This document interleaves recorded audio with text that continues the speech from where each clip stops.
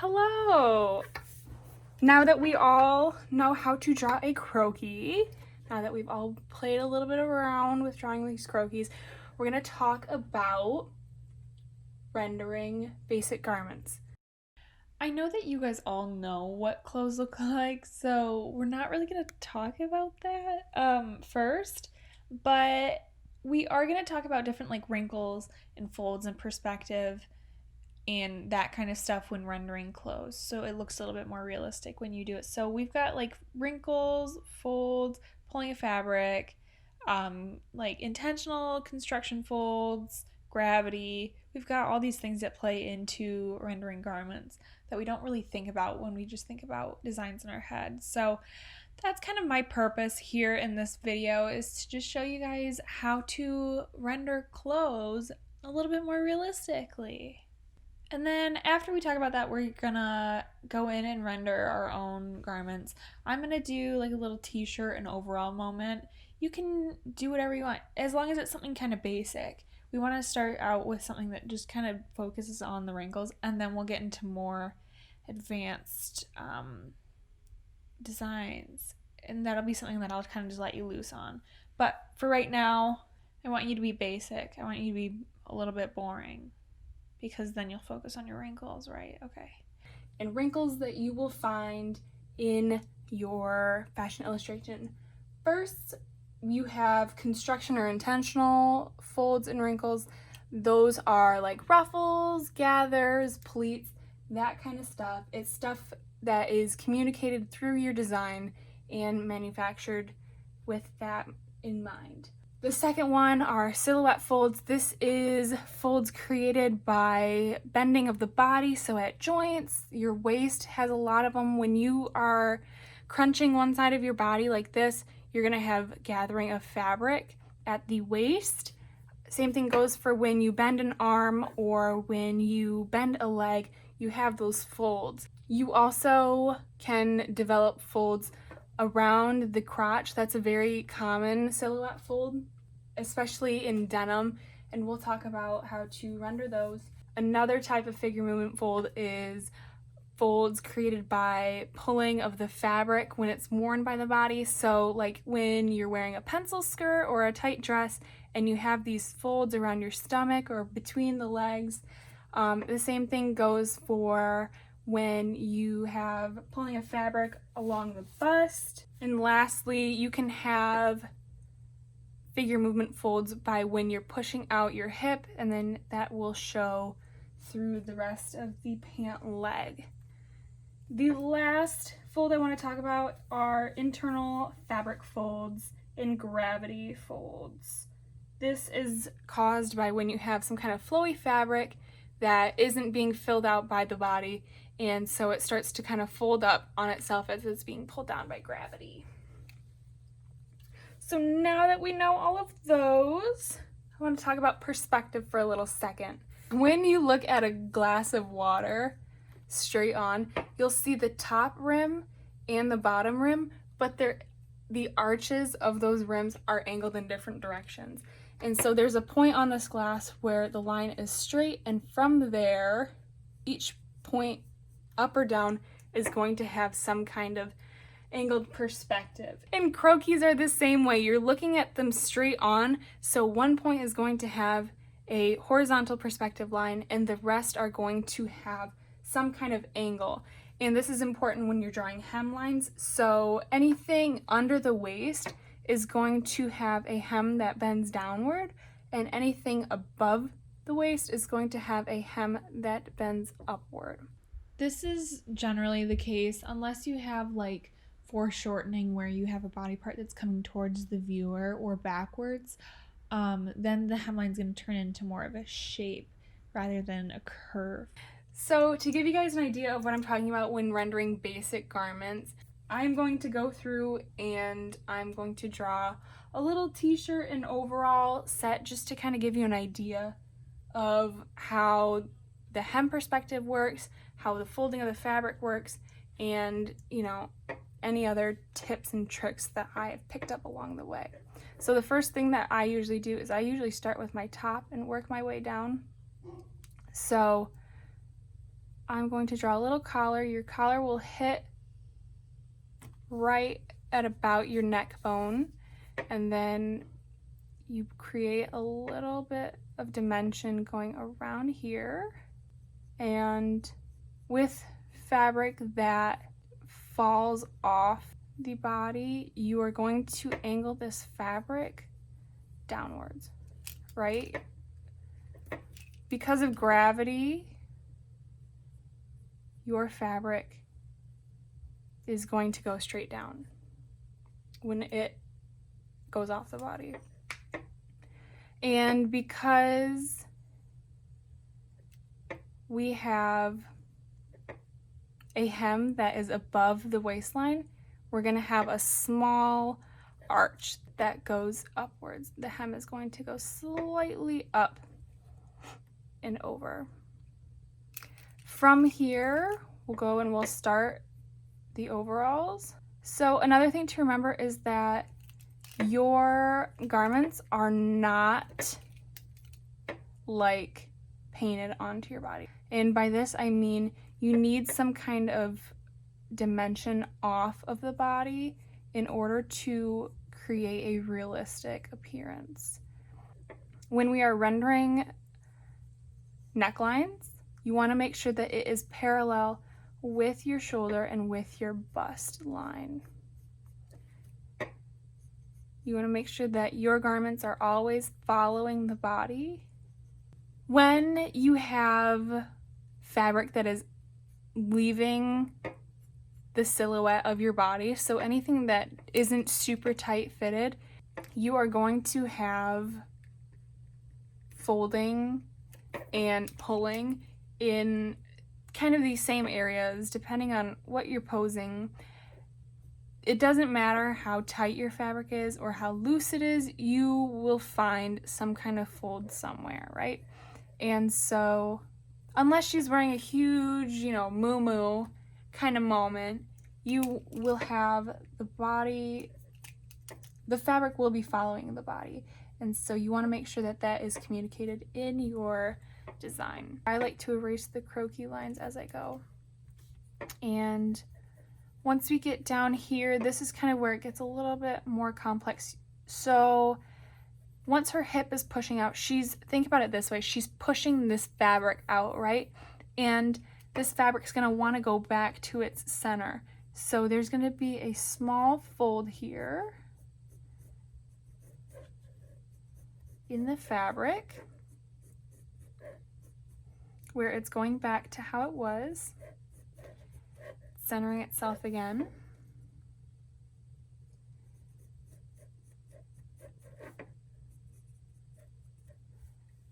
And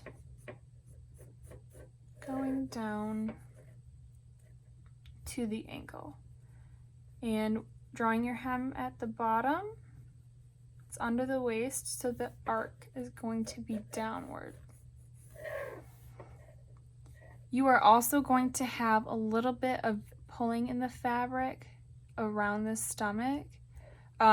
It's more common, we're drawing a really loose garment right now, so it's more common with tighter garments. Now, this leg is coming outwards away from the body, right? So there's going to be a point where this fabric is no longer falling straight downward, and it's going to just follow the curve of the leg, right? So you are just going to have this fabric follow your knee and the leg all the way down. So the hem, you see how when your leg is centered, the ankle is going to be at the center of this hem. When you have your leg sticking out like this, your fabric is still going to want to pull down. So the hem is going to be on the ankle is going to be on the side of the hem. That's what's holding your pant leg up. And then you're just going to connect these all the way up. And there you go. And then we can add little details from here. So if you want to add a buckle, we can go in and we can erase these lines and create little hems. And add some little hardware here. pockets are usually just a line that's parallel with the neckline or the waistline, and it's going to go downwards and create a little pointed bottom. You can also add pockets, which are just little smooth curves on either side, making sure that when you are drawing details on the body, that you are following the line of that body. So remember how we did the hip line? You want to make sure that the center of your pocket is lined up with that hip line on both sides. The same thing goes for ankle lines or knee lines or anything at the waist or the bust. You want to make sure that those pieces, those details are lined up with the body. And then we can go through, and I'll take my kneaded eraser for areas that need a little bit, that have a little bit more erasing to do, and I'll go through and I'll erase any outline of the croquis.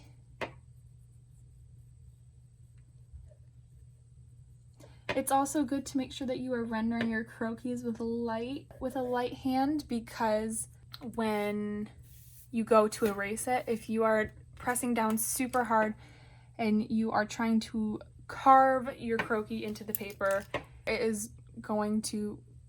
you're gonna keep it there forever.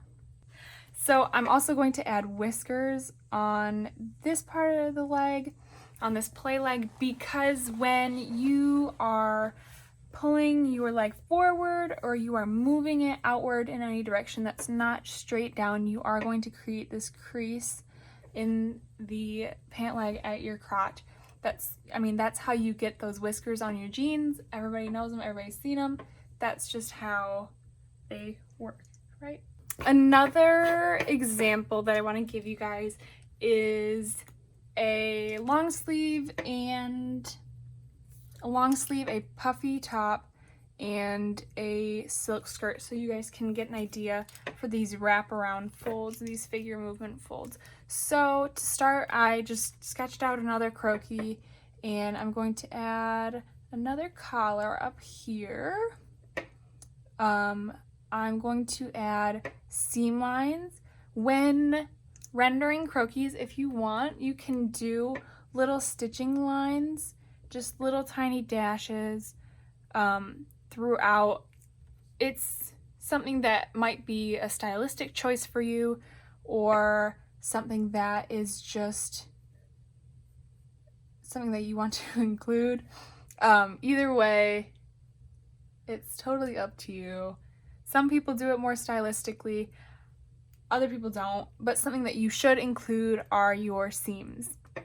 This is because this is part of how your garment is going to look, and so while stitching may be a minor detail, those seams are going to be more noticeable, especially in areas where you have different volumes coming. So if this is tighter fit and you have a sleeve that's wider, then you want to make sure that you have that seam rendered so that you can communicate that design to people that you work with. So for puffy sleeves, I'm going to go out and I'm going to make this puff, and we're going to add some little lines for gathers, and then we're going to take this sleeve downwards. Here is where, so the sleeve is going to start to fall down just because of gravity, and from here I usually draw my waistband, and the sleeve is going to puff back out and around. I want to make sure that the top is following the line of the body really closely, and I'm going to go in and add princess seams here and here, going up and over,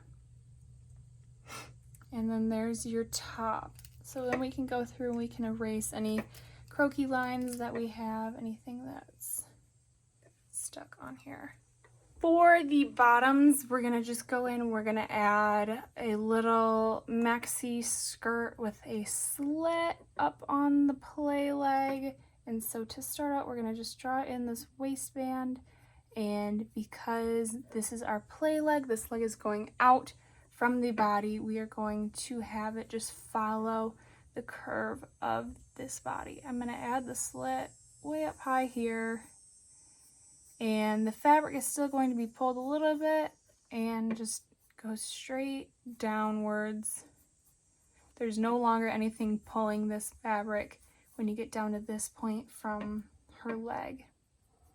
You'll also draw the other side of the skirt behind it.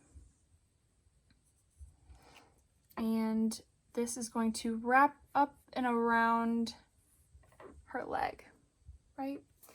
So from here, we're gonna go around the hip once again and straight down. Once you have your croquis laid in, then we can go in and we can add these figure movement lines. So we're gonna have one here from where the hip pushes the fabric out, and we're also going to have some up here from where the high point of the hip is, and from this leg pulling the fabric out. And then this might also go down here a little bit. And so that is how you might render a skirt or something puffy. This is when rendering fitted clothes. Usually it's more about the shading than it is about, you know, creating these folds itself.